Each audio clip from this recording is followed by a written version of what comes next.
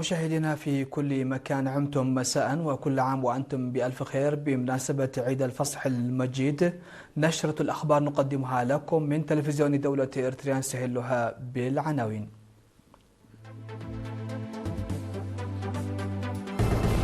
البلاد تحتفل بعيد الفصح المجيد.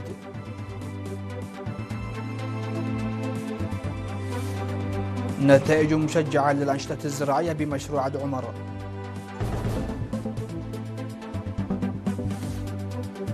تنظيم سيمينارات ومسابقات في المعلومات العامة بعصب.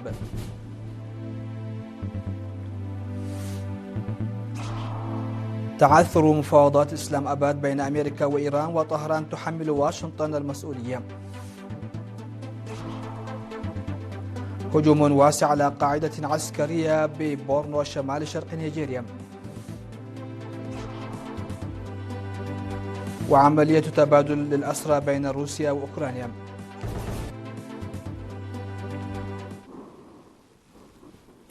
أهلا بكم. احتفلت البلاد اليوم الأحد 12 من أبريل بعيد الفصح المجيد بحفاوة كبيرة، وذلك بحسب مراسلي وكالة الأنباء الإريتريا في جميع الأقاليم.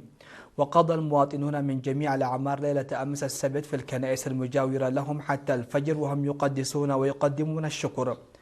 وكالعادة حضر فخامة الرئيس أفورقي إلى كنيسة القديسة مريم في أسمرة في منتصف الليل وقام بأداء القداس. وفي خطابه بمناسبة عيد الفصح هنأ الأب باسيليوس معربا عن تمنياته الطيبة بأن تصبح بلادنا منطقة مجد وأن يعم السلام والطمأنينة العالم.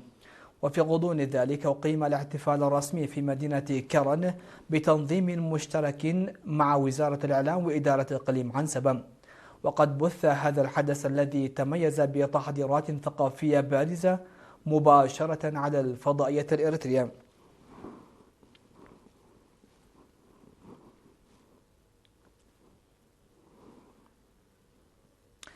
سجلت أنشطة تربية الماشية في مجال الألبان واللحوم وتربية الأبقار والأغنام نتائج إيجابية وملموسة وفق ما أفاد به القائمون على المشروع خبراء الثروة الحيوانية بمشروع عد عمر.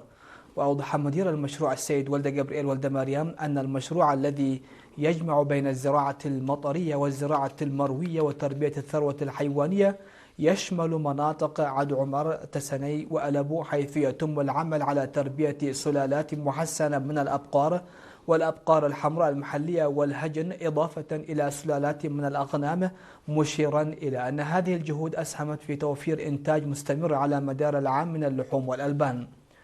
ومن جانبه أكد مسؤول وحدة الثروة الحيوانية السيد أدحنم أبرهلي أن العمل المنظم في مجالات التربية والتكاثر أدى إلى تحسن ملحوظ في أعداد الماشية، مما ساهم في توفير منتجات الألبان واللحوم بأسعار أكثر استقرارا للمواطنين والمؤسسات، لافتا إلى أن تربية الإبل بدأت أيضا بشكل محدود. وفي الختام أكد مدير مشروعات الزراعة بمؤسسة الغلال والمواشي بجنوب غرب القشبركة السيد حيلز جيهابتم أكد أن الأنشطة الجارية حققت نتائج مشجعة خاصة في مزارع قرسات وعد عمر وعلي قدر، مع تسجيل زيادتهم في أعداد الماشية وتحسن في الإنتاج.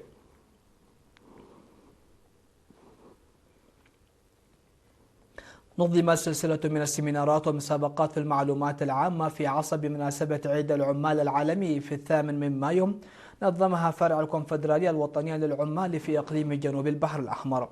ووفقا للبرنامج أقيمت خلال الفترة من 7 إلى 9 من أبريل سيمينارات حول السلامة والصحة المهنية في أماكن العمل بمدينة عصب، إضافة إلى مسابقة في المعلومات العامة نظمت في مؤسسة الثروة البحرية بحسب ما أفادت به وكالة الأنباء الإريتريا إيرينا. وأوضح مسؤول فرع الكونفدرالية الوطنية للعمال في إقليم جنوب البحر الأحمر السيد حسين خالد، أوضح أن هذه الأنشطة تأتي ضمن الجهود الرامية إلى رفع وعي العمال وتعزيز قدراتهم، وهي جزء من البرامج المستمرة الهادفة إلى تطوير بيئة العمل. وأضاف أن توفير منصات لتبادل الخبرات بين مختلف فئات العمال يمثل أحد الأهداف الأساسية لهذه الفعاليات. أفاد طلاب المدرسة الداخلية للمرحلتين الإعدادية والثانوية في مديرية أسماط أن برامج الدعم التعليمي والمتابعة المستمرة ساهمت في تحسين أدائهم الدراسي وإحداث تقدم ملحوظ في تحصيلهم الأكاديمي. وأوضح الطلاب في آرائهم أن الإرشاد الذي يتلقونه داخل المدرسة إلى جانب الجهود المبذولة لتعزيز قدراتهم الأكاديمية ساعدهم على تحقيق تطور ملموس في دراستهم والارتقاء بمستواهم التعليمي. من جانبه أوضح مدير المدرسة الداخلية الأستاذ أحمد عثمان أن إدارة المدرسة تبذل جهودا متواصلة لتمكين الطلاب من الوصول إلى المستوى المطلوب من الكفاءة التعليمية، وذلك من خلال تقديم مختلف أشكال الدعم الدراسي في جميع المراحل، ومع تركيز خاص على طلاب الصفين الثامن والحادي عشر بهدف تحسين نتائج الامتحانات الوطنية. وأضاف أن إدارة المدرسة تعمل كذلك على تعزيز التواصل المستمر مع أولياء الأمور عبر المديريات من أجل رفع الوعي بأهمية التعليم وزيادة مشاركة الفتيات في العملية التعليمية. يذكر أن المدرسة الداخلية في أسماط تستقبل خلال العام الدراسي 2025-2026 أكثر من 1200 طالب وطالبة قدموا من مديرية أسماط، إضافة إلى بعض المناطق في مديرية حلحل ومناطق مجاورة، حيث يتابعون دراستهم بانتظام في المؤسسة التعليمية. في إطار الجهود الرامية إلى تعزيز ثقافة الحفاظ على البيئة داخل المؤسسات التعليمية، تشهد مديرية مندفر نشاطا متواصلا يهدف إلى ترسيخ قيم العمل والإنتاج والوعي البيئي لدى الطلاب. وفي هذا السياق يبرز دور أحد المعلمين النموذجيين في مدرسة فريق ألسي الابتدائية، حيث يعمل الأستاذ هبت ميكائيل جبر السلاسي البالغ من العمر 76 عاما، والذي أمضى 44 عاما في مهنة التعليم على غرس مفاهيم التنمية البيئية من خلال الممارسة العملية وليس فقط التعليم النظري. وقام المعلم بمبادرات شخصية شملت بناء سور حجري بطول يزيد عن 100 متر داخل المدرسة، إضافة إلى المساهمة المستمرة في رعاية الأشجار وتحسين البيئة المدرسية، بما جعله قدوة إيجابية للطلاب. وتضم المدرسة خلال العام الدراسي 2025-2026 نحو 990 طالب وطالبة، من بينهم 548 من الإناث، في حين تتواصل الأنشطة البيئية بشكل منتظم داخل المؤسسة. وفي سياق متصل، أفادت إدارة مدرسة أخرى تقع في إدارة ضاحية شعب سلبة بمدينة علا برعد بتنفيذ برامج ناجحة للتشجير منذ عام 1994، حيث تحولت محيط المدرسة إلى مساحة خضراء تعكس جهود الطلاب والمعلمين في دعم التنمية البيئية المستدامة. مشاهدينا، فاصل قصير ومن ثم نعود لمتابعة الأنباء على الصعيد العالمي.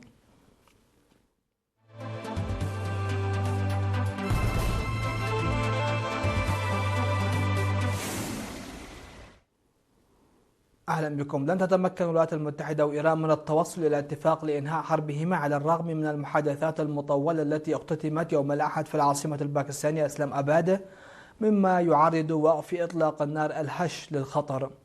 وألقى كل طرف بالمسؤولية على الآخر في فشل المفاوضات التي استمرت 21 ساعة بهدف إنهاء الصراع الذي أودى بحياة الآلاف وتسبب في ارتفاع أسعار النفط العالمية منذ أن بدأ قبل أكثر من 6 أسابيع. وقال جيه دي فانس نائب الرئيس الأمريكي ورئيس وفد الولايات المتحدة للصحفيين قبل مغادرة إسلام أباد إن إيران اختارت عدم قبول الشروط الأمريكية، بما في ذلك عدم تصنيع أسلحة نووية. بدورها قالت وكالة أنباء تسنيم الإيرانية إن المطالب الأمريكية المبالغ فيها عرقلت التوصل إلى اتفاق. وقالت وسائل إعلام إيرانية أخرى إنه تم التوصل إلى اتفاق بشأن عدد من القضايا، لكن مضيق هرمز وبرنامج إيران النووي كانا نقطتي الخلاف الرئيسيتين. وقال متحدث باسم وزارة الخارجية الإيرانية أن المحادثات جرت في جو من الوقت ذاته. هدد الرئيس الأمريكي دونالد ترامب الصين بمواجهة مشكلات كبيرة إذا أرسلت أسلحة إلى إيران، مع تقارير استخبارية زعمت أن بكين تستعد لتسليم منظومات دفاع جوي جديدة إلى طهران في الأسابيع المقبلة. قتل ضابط كبير في الجيش النيجيري خلال هجوم واسع نفذه مسلحون على قاعدة عسكرية في ولاية بورنو شمال شرق البلاد، في حادثة تعكس تصاعدا مقلقا في نشاط الجماعات المسلحة بالمنطقة. وأكدت مصادر عسكرية ومحلية مقتل المسؤول العسكري في الجيش النيجيري خلال الهجوم الذي استهدف قاعدة في بلدة بني شيخ الواقع على بعد نحو 75 كيلومترا غرب مايدوغوري، وهي عاصمة الولاية. وأشارت مصادر ميدانية إلى أن المسلحين تمكنوا من اختراق دفاعات القاعدة وأضرموا النار في آليات عسكرية ودمروا منشآت داخلها قبل الانسحاب. رغم إعلان أولي للجيش بأن الخسائر محدودة، أفادت تقارير من مسؤولين محليين بينهم رئيس حكومة كاغا المحلية بمقتل ما لا يقل عن 18 جنديا خلال الهجوم. أفادت وزارة الدفاع الروسية بأن روسيا استعادت 175 عسكريا من الأسر الأوكراني، وسلمت بالمقابل 175 أسير حرب أوكرانيا في عملية تبادل أسرى وفقا لوكالة رويترز. وأوضحت الدفاع الروسية أنه أعيد 175 جنديا روسيا من الأراضي التي يسيطر عليها الجيش الأوكراني. وأضافت الوزارة أن روسيا أعادت 7 مدنيين من منطقة كورسك. ووفقا للبيان، يتواجد أسرى الجيش الروسي المحررون حاليا في بيلاروسيا، حيث يتلقون الدعم النفسي والطبي اللازم، وسيتم نقلهم لاحقا إلى روسيا لتلقي العلاج والتأهيل في المرافق الطبية التابعة لوزارة الدفاع الروسية. يأتي هذا فيما أعلن الرئيس الروسي فلاديمير بوتين هدنة بمناسبة عيد الفصح المجيد. وصلت سفينة حفر تركيا إلى سواحل مقديشو لبدء أول مشروع استكشاف نفطي بحري لتركيا خارج أراضيها. وقال وزير الطاقة التركي ألب أرسلان إن المشروع يمثل عهدا جديدا في مجال التنقيب التركي عن النفط. وأضاف خلال مراسم الاستقبال أن البئر المخطط له سيصل عمقه إلى 7500 متر، مما يجعله أحد أعمق عمليات الحفر البحرية في العالم. ومن المتوقع أن تستمر عمليات سفينة الحفر حوالي 10 أشهر. مشاهدينا، نختم النشرة بذكر أهم وأبرز العناوين. البلاد تحتفل بعيد الفصح المجيد.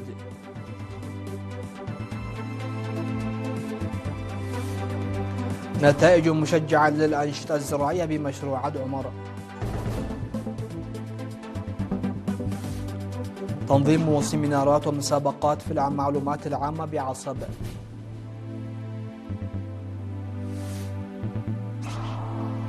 تعثر مفاوضات إسلام أباد بين أمريكا وإيران، وطهران تحمل واشنطن المسؤولية.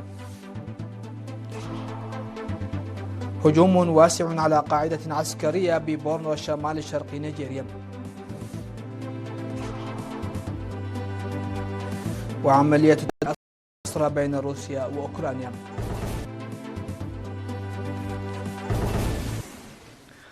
مشاهدينا الأكارم، هكذا نكون قد وصلنا وإياكم إلى نهاية نشرتنا لهذه الفترة المسائية. شكرا لحسن الاستماع والمتابعة، ودمتم في أمان الله، وكل عام وأنتم بألف خير.